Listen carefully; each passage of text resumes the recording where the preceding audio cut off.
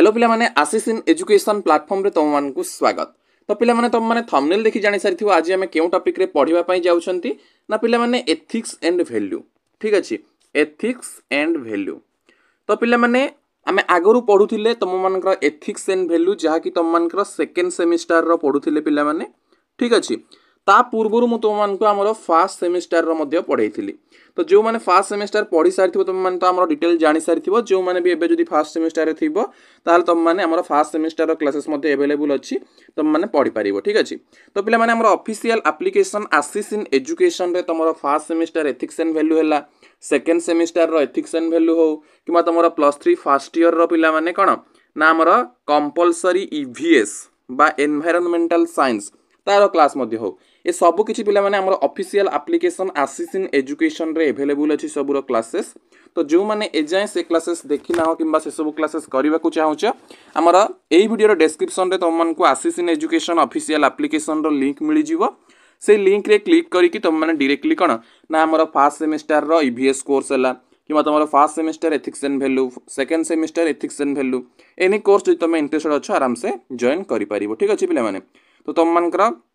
वर्तमान आम पढ़ा पिला माने कौन ना डेमोक्रेसी। तो पिला माने तुम सेकेंड सेमिस्टर रो एथिक्स एंड वैल्यू आम पढ़ुले जो थे तुम यूनिट 1 रे पिला माने कौन थिला ना हमर इंडियन कॉन्स्टिट्यूशन पिला माने कौन थिला ना इंडियन कॉन्स्टिट्यूशन। तो इंडियन कॉन्स्टिट्यूशन रे पिला माने आम पढ़ी कौन प्रियाम्बुल जानी। प्रियाम्बुल मु तुमको कही हार्ट ऑफ कॉन्स्टिट्यूशन होची प्रियाम्बुल। जेमती आम बही गुड़ाक आगुरी सूचीपत्र थाए। ठीक अच्छे, आम जिते बही पढ़ुंट जेकोसी बही ओपन करूँ पूर्वर सूचीपत्र बा कंटेंट गोटे थाए, सेमती आम प्रियाम्बुलटा होची कौन ना कॉन्स्टिट्यूशन रो गोटे सूचीपत्र बोली आमे कहि परिबा। तो से प्रियाम्बुल अंडर रे आमे सब डिफरेंट टर्म ऊपर पढुतिले जेमति कि तुम मानकर सोवरेनिटी हैला जहा को आमे सुप्रीम पावर बोली कहउचंती, सेकुलरिज्म हैला धर्मनिरपेक्ष राष्ट्र, सोशलिज्म। ठीक अछि, ए सब पढुतिले। तो आजिर क्लास रे आमे पढिबा डेमोक्रेसी हैला, रिपब्लिक किंबा लिबर्टी, फ्राटर्निटी, तो एमती बहुत सारा जिनस अच्छी आम ताको कवर करिबा। तो देख पिला माने डेमोक्रेसी, डेमोक्रेसी रो मीनिंग कौन ना पिला माने तुम छोट बळू जानि आछो डेमोक्रेसी रो मीनिंग होउची गणतंत्र। ठीक अछि, तो आमे कोन कहउचंती आम भारत होउची गोटे गणतांत्रिक राष्ट्र बा आमे कहउचंती कोन ना डेमोक्रेटिक कंट्री। जेमती आम भारत होउची गोटे सेकुलर कंट्री बा धर्मनिरपेक्ष राष्ट्र, सेमती आम भारत मध्ये होउची गोटे डेमोक्रेटिक कंट्री। या अर्थ कौन ना लोकमानंक द्वारा कौन शासन करा जीवो बा लोकमानंक द्वारा निर्वाचित करी जनकू कौन शासन भार दिया जीवो। तो कई जन एठी निज इच्छा अनुसार मोनार्की शासन करि परिबो नाही। मोनार्की माने कौन जोटा राजराजुड़ा टाइम रे चालुथिला कि जणे हमर शासन करिवो तापरे ता पुओ एटा को हम मोनार्कियल शासन बोली कहि थाउ। ठीक अछि, किंतु डेमोक्रेटिक शासन रे कौन ना लोक माने निजे चयन करिवे जहा कि अब्राहम लिंकन कौन कहिथिले पिला माने तुम माने जानि थिबो जदी अब्राहम लिंकन। ठीक अछि, अब्राहम लिंकन कौन कहिथिले ना democracy is what is democracy, democracy is of the people. ठीक अछि, ऑफ द पीपल लिखि परिबो according to Abraham Lincoln democracy is of the people, by the people and for the people. ठीक अछि, of the people, by the people, for the people, लोक मानकर, लोक मानक द्वारा एवं लोक मानक पाई। ठीक अछि, या को ही कहउचंती आमे पिला माने कोन ना डेमोक्रेसी। ठीक अछि, तो आम प्रियाम्बुल कौन कहउची पिला माने ना कॉन्स्टिट्यूशन हमर बिलोंग्स करूची काहाकू ना इंडिया रो लोक माननकू। तो ई कॉन्स्टिट्यूशन ऑफ इंडिया कौन प्रोवाइड करूची ना गोटे रिप्रेजेंटेटिव डेमोक्रेसी। ठीक अछि, मु तुमरो केवल स्पेसिफिक डेमोक्रेसी गोटे क्लास नेइथिली पॉलिटिकल साइंस अंडर रे। ठीक अछि, एटा तो आमे एथिक्स एंड वैल्यू पढुचंती, तमरो गोटे टॉपिक थिला डेमोक्रेसी। मु आगुर गोटे क्लास नेइछि तुम माने यूट्यूब रे सर्च करिवो तुम मान को मिली जिवो डेमोक्रेसी रो गोटे class Ashish in education democracy मारदेव आसी जीवो, जो थिरे मु तुमको डायरेक्ट डेमोक्रेसी, इनडायरेक्ट डेमोक्रेसी कोन पढेइछि, तापर सेठी तुमको डायरेक्ट डेमोक्रेसी, इनडायरेक्ट डेमोक्रेसी विषय रे बुझेइछि मध्ये। ठीक अछि, इनडायरेक्ट डेमोक्रेसी माने कोन पिला माने ना जोटा हमें परोक्ष भाव रे हमर गणतांत्रिक राष्ट्र शासन भार दिया होउची। डायरेक्ट डेमोक्रेसी माने कोन ना मने करो गोटे एग्जांपल मु तो मान को नै कि कहि दउची पिला माने डायरेक्ट आउ इनडायरेक्ट भितरे। ठीक अछि,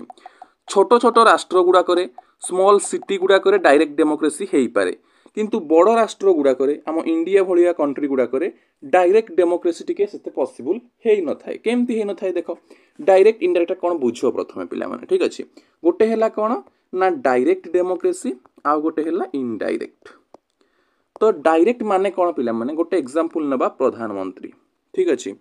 प्रधानमंत्री तो प्रधानमंत्री को पिला माने आम लोक माने डायरेक्टली इलेक्ट करूछंती कि ना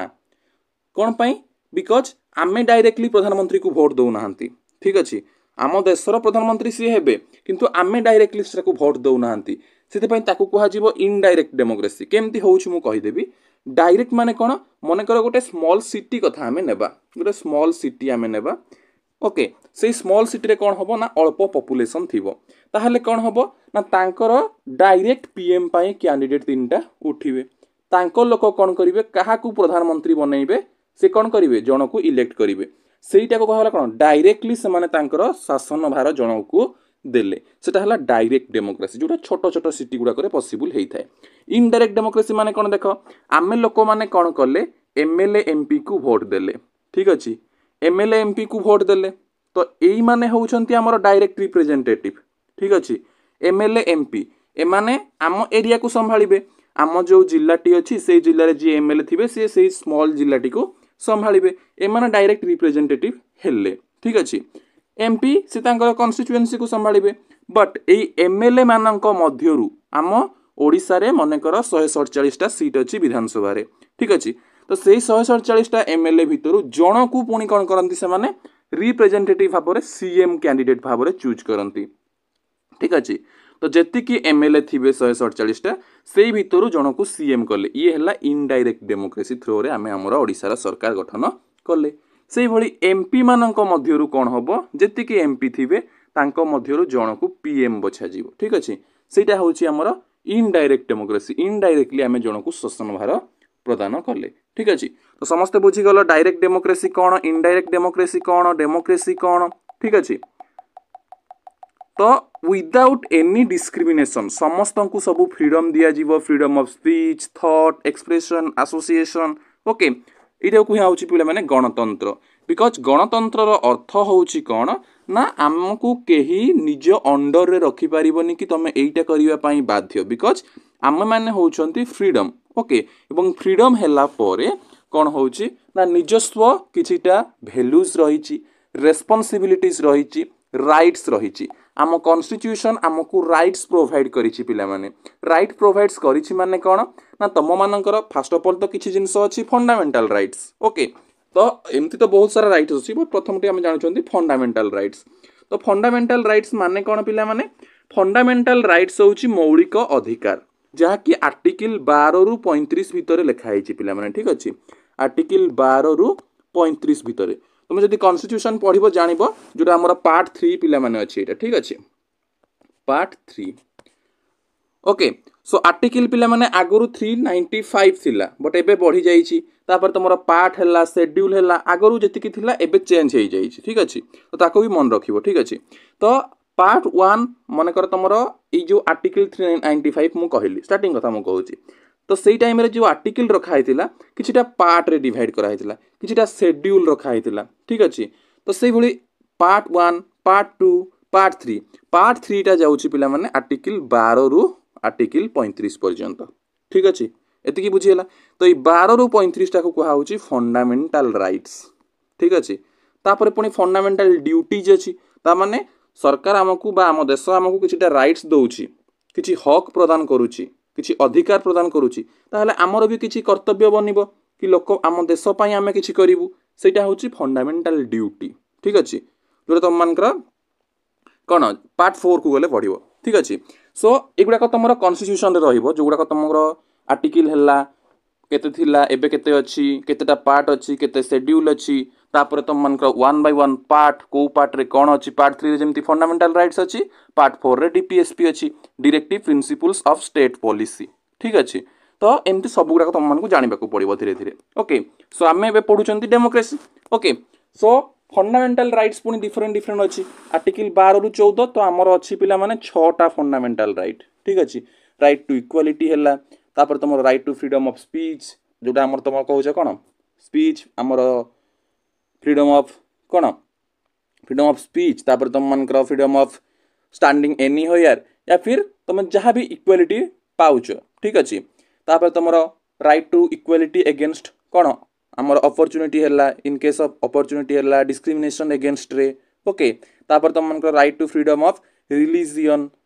ओके तो ये सबू तुम नहीं कौन अच्छे ना 6टा फंडामेंटाल राइट अच्छी से 6टा फंडामेंटाल राइट को पुणी आमर कौन कर दिखाई मन राइट टू इक्वालिटी नेली आर्टिकल 14 टू आर्टिकल 18 पर्यंत ठीक अच्छे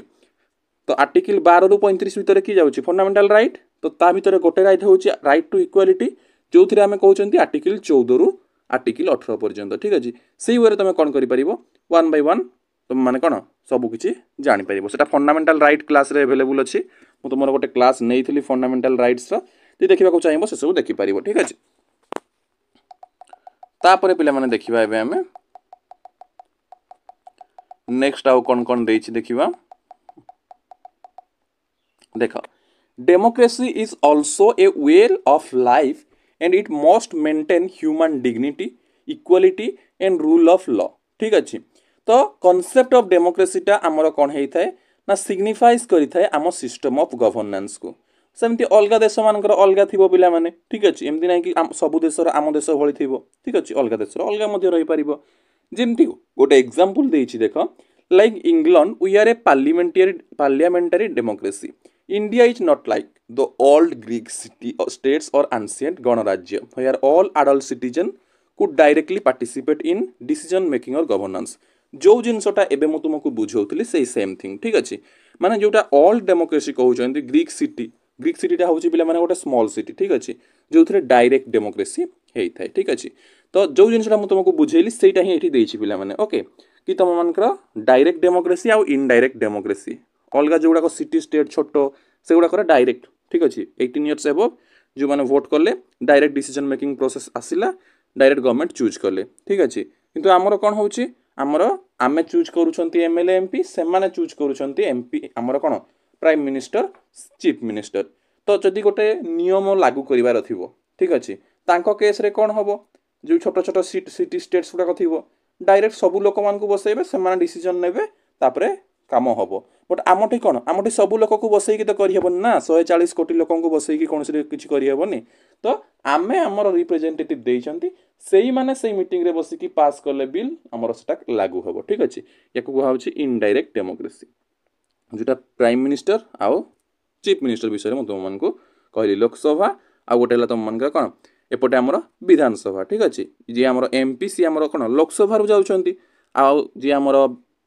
सीएम होउछंती बा चीफ मिनिस्टर सी आमर विधानसभा जाउछंती ठीक अच्छे এবং তাঙ্কর टर्म केते रहउची ना 5 इयर्स रो टर्म रहउची पिला माने ठीक अच्छे तापरे तुम मानकर प्रेसिडेंट हला वाइस प्रेसिडेंट हला जोडा तुम क्लास 10th रे पढिथिबो हमर राजनीति विज्ञान पॉलिटिकल साइंस टॉपिक रे एगुड़ा कॉन्स्टिट्यूशन ऑफ इंडिया आसीगला माने तो डायरेक्टली पॉलिटिकल साइंस टॉपिक ठीक अच्छे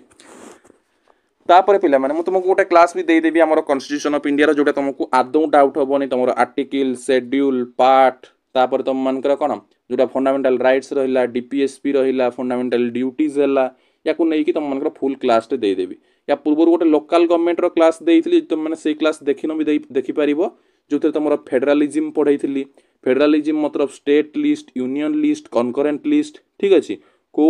आमर आस्पेक्ट्स गुड़ाक कौ कौ लिस्ट रे जाउची सेटा फेडरलिज्म रे जाउची देन लोकल गवर्नमेंट आमर कौन लोकल गवर्नमेंट पढ़ी जो तुम मान rural government urban government rural रे किए रोचंती अर्बान रे किए रोचंती ठीक अच्छे रूराल रे तुम विलेज है ग्राम पंचायत है पंचायत समिति है ठीक अच्छे पुणी अर्बान एरिया को पलि आसिल म्युनिसिपालिटी कॉर्पोरेशन है कि तुम मान कौन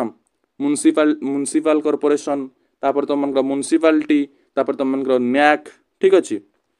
जोटा आमर नोटिफाइड एरिया काउंसिल या ऊपर सब क्लास तुम मैंने देखिपर तो democracy is not a mere political concept डेमोक्रेसीटा केवल जे गोटे ओनली गोटे पॉलिटिकल कॉन्सेप्ट नुहे it also prescribe social democracy and economic democracy social democracy has been enshrined by abolition of caste distinction gender distinction and exclusion of any class on the basis of any other norm तो पिला माने हमको जो कौन कहुचे कि social democracy या अर्थ कौन ना सोसाइटी रे जो सब तुम मेंटालिटी अच्छी पूर्वर जो आमर कौन कि नहीं आमर कास्ट को नहीं कि है जेंडर को नहीं कि है तो ए सबु जेमती किछि भी न रहिबो डिस्क्रिमिनेशन ठीक अछि ता पई मध्य हमर डेमोक्रेसी गिवन अछि जहा को हमें कहउचंदी सोशल डेमोक्रेसी ठीक अछि कि समस्ते equal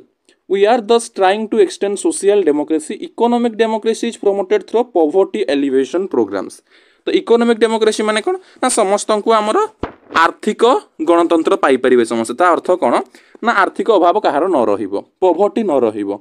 universal adult franchise is the backbone of our democracy तो जे तुम शॉर्ट टाइप पे मेरा मन रखिबो universal adult franchise is the backbone of our democracy democracy is also considered to be a way of life this demands that democracy cannot be subordinated to mere number of majorities it demands tolerance protection of minorities promotion of the excluded and decent expression of variant opinions okay এবং ये मध्य कौन promote करे unity in diversity ठीक अच्छे पिला माने तो ये होची तमरो कौन ना डेमोक्रेसी तापर देखिबा रिपब्लिक तुमे कहबो सर डेमोक्रेसी रो मीनिंग तो मध्य हमर कोन गणतंत्र रिपब्लिक रो मध्य गणतंत्र से सेम थिंग जस्ट कोन पिला माने कहि छी एठी देखो रिपब्लिक मीन्स गोटे स्टेट जो स्टेट रे supreme power rest in the people supreme power टा लोक मानक मध्य रे थाए एवं सेमानकर इलेक्टेड रिप्रेजेंटेटिव मानक से सुप्रीम पावर टा दिया ही थाए ठीक अछि पिला माने रिपब्लिक टर्म रो अर्थ होची कोन ना ये हमर कोन मोनार्की रो अपोजिट जोटा हमर मोनार्की ठू अलगा the term Republic is distinguished in distinction from monarchy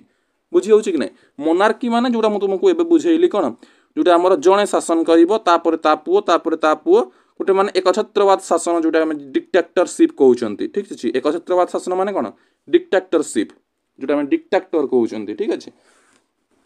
तो रिपब्लिक माने कोन जाकी सुप्रीम पावर जो सोवरेनिटीटा लोक मानक मध्य रे रहिबो एवं लोक माने चूज करिथिबा रिप्रेजेंटेटिव मानक ठारे रहिबो ठीक अछि तो ये रिपब्लिक रे पॉलिटिकल सोवरेनिटीटा का पाखरे थाए ना लोक मानक पाखरे आ हेड ऑफ द स्टेट ठीक अछि बा जे कोनोसी हमर कॉन्स्टिट्यूएंसी तो ए जो पब्लिक ऑफिसेस रहिबो तो हाईएस्ट टू लोएस्ट पर्यंत सब किछि कोन लोक मानक पई विदाउट एनी डिस्क्रिमिनेशन रे पिला माने रहिबो कि ये बड़ कि ये छोट हमर कोन ये हायर कास्ट ये लोअर कास्ट ये अधिक धनी ये गरीब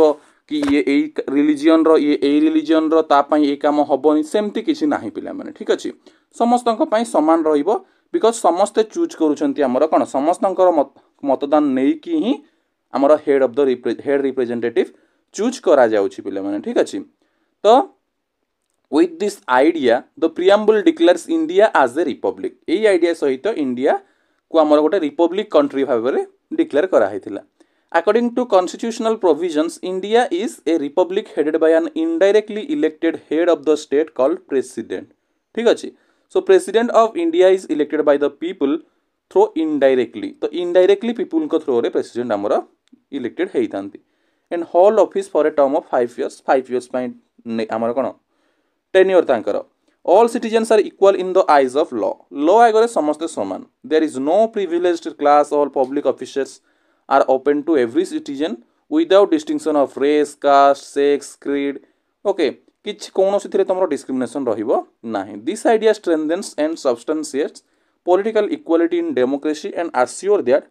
every citizen of India after attaining a particular age is equally eligible to become the head of the state if he or she is elected as such India fulfills the norm of a modern republic India's president is elected India has a parliamentary democracy where the PM prime minister and the council of ministers are responsible to the Lok Sabha and India has an independent judiciary with the supreme court as the apex court बुझि पारलो तो एठी हमें कोन जानले पिले माने कि हमरो direct democracy indirect democracy दुईटा कहली तो आमठी चलुछि इनडायरेक्ट डेमोक्रेसी अब आमे वोट दउछंती काहाकू आम स्टेट भितरे जो माने से माने हमरो स्टेट भितरे जो सब हमरो कोन आम कथा बुझिबे से मानक आमे एमएलए चूज करले आम निज निज डिस्ट्रिक्ट रे से माने जिबे विधानसभा रे कथा पकेइबे आम प्रॉब्लम सॉल्व करिवे से मानक भितरु इनडायरेक्टली हमर कोन से माने पुनी वोट देई कि जणको सीएम बाछिबे जे कि आम थ्रो रे इनडायरेक्टली हेले जदि सेंटर को जीवा आमे एमपी बाछिले से एमपी जीबे हमर न्यू दिल्ली रे पार्लियामेंट रे बसिबे लोकसभा रे से लोकसभा रो हमर पुनी कोन होबो पिला माने ना पीएम बछा जीवो तो सी भी आमे इनडायरेक्टली बाछिले ठीक अछि तो ये होची कोन ना रिपब्लिक कंट्री ठीक अछि या परे तुमर समस्ते से पीएम सीएम हेले मध्य से माने लॉ अंडर रे रहिबे एमती नाही कि जणे पीएम हे गला कि सीएम हे गला ता मन मानी चलिबो सेमती नाही मन मानी चली गले तो सी हमर मोनार्कियल शासन होई जीवो ठीक अछि बुझी पारलो कि नाही पिला माने जोटा कि तुम मानकर रिसेंटली गोटे न्यूज मध्य आसुची हमर बांग्लादेश रो ठीक अछि बांग्लादेश रे हमर रिजर्वेशन लागू कर देले कोन लागू करले ना तुम जानिथिबो हमर बांग्लादेश रो पीएम जे थिले ठीक अछि तो से कौन कले ना 15 इयर्स एबव तो हे तांकर कौन 3 टर्म्स पर अधिक हो जाइथिलानी ता परवर्ती सत्वे से कौन करथिले पूर्वरु जो रूल गोटे हमर रिजर्वेशन रो कौन हो जाइथिला ना रिमूव कर दिया हिथिला ताकू पुणी अगेन लागू कर देले जोटा कि सेही टाइम रे हमर जते बेले स्वतंत्र बांग्लादेश हेइथिला तो जानिथिबो 1971 इंडो पाक वार थ्रो रे हमर से टाइम रे इंडिया रो प्राइम मिनिस्टर थिले हमर इंदिरा गांधी थिले ठीक अछि जे कि जहाँ हेल्प रे हमर कौन जोटा पूर्व पाकिस्तान थिला पाकिस्तान दुईटा थिला गोटे पश्चिम पाकिस्तान गोटे पूर्व पाकिस्तान को कन्वर्ट करिकी बांग्लादेश करा जायछि ठीक अछि तो पूर्व पाकिस्तान लोक मानक ऊपर पश्चिम पाकिस्तान लोक अत्याचार करुथिले तो सेइथि पई पूर्व पाकिस्तान भारतर शरण नैथिला एवं पूर्व पाकिस्तान को स्वतंत्र बांग्लादेश रूपे हमर कौन घोषणा करा जायथिला तो सेई टाइम रे जी हमर एटा करिथिले लीड नैथिले तांको जियो वर्तमान रो हमर पीएम थिले किंतु एबे आ पीएम नाहंती एबे एक्स पीएम बिकज से बांग्लादेश रु हमर कौन रिजाइन दे सारी एबे बांग्लादेश रो शासन तांको आर्मी ऊपर को पळे आछि सेना ऊपर को पळे आछि ठीक अछि तो या को हमें कहउछंती रिपब्लिक तो या परे पिला माने तुम मानकर जस्टिस अछि जस्टिस विषय जानिबा जस्टिस समस्त पय समान से पीएम हो सीएम हो से हमर कौन गोटे साधारण नागरिक हो समस्त पय समान एमती नाही कि पीएम हले बोली से भूल कर देले लो आगरु खसी जीवो सेमती नाही ठीक अछि तापर तुम मानकर जस्टिस अच्छी लिबर्टी जोटा हम इंडिविजुअल फ्रीडम कहउछंती फ्रैटर्निटी आ गोटे क्लास तुम सब गुडा कवर कर दबा जस्टिस लिबर्टी फ्रैटर्निटी सब कवर करिकी इंडियन कॉन्स्टिट्यूशन को कंप्लीट कर देले पुनी हमें नेक्स्ट पार्ट को जीवा सेकंड यूनिट को जीवा ठीक अछि पिला माने सो आई होप कि तुम वीडियो भल लागिथिबो जदी भल लागिथिबो निश्चित भाबे लाइक करिवो शेयर करिवो एवं सब्सक्राइब करिवो तो जो माने एजाय कोर्स रे जॉइन हेइ ना हो जॉइन हेइ जीवो हमर ऑफिशियल एप्लीकेशन रे तुम मान को पई कोर्स पिला माने अवेलेबल अछि तुम फेज हमर कोन यूनिट वाइज क्लासेस पाई जीवो ठीक अछि ओनली 99 रुपीस रे पिला माने ठीक अछि ओनली 99 रुपीस रे जोटा तुमर गोटे ब्रेकफास्ट गोटे एग रोल हेइ जीवो 99 रुपीस रे सेतिके तुम आराम से जॉइन करि परिबो हमर ऑफिशियल एप्लीकेशन आसीसिन एजुकेशन रे जाई कि जॉइन हेइ जीवो ओके सो आज पे एति कि पुणी देखा हबो नेक्स्ट वीडियो रे थैंक यू।